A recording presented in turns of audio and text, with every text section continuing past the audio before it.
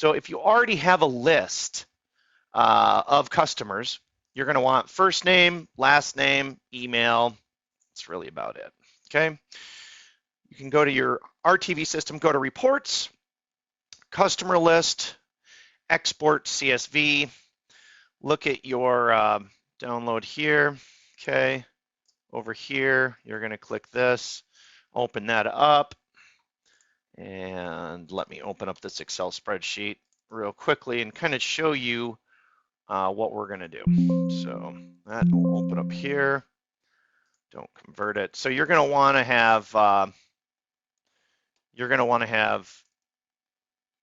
to delete this creation date. First name, last name, company, you can get rid of that.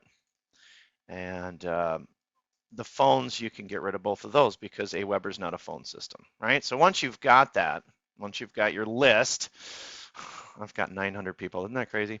Once you've got your list ready to go, save it as a CSV file, okay? And then you're gonna import.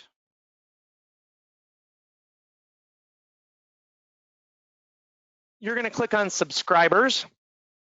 Okay, you're gonna add subscriber and you're gonna import multiple.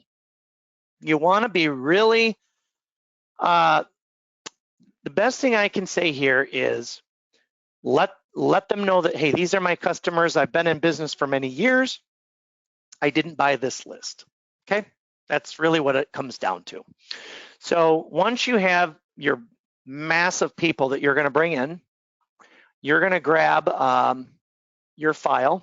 And let me grab my blue lava one that I cleaned up, and I'm just gonna drag it right there, okay? As soon as you drag that over, it's gonna say, okay, what are these fields? So this first one is first name. Second one, last name. Third one's email, and I'm gonna tell it to skip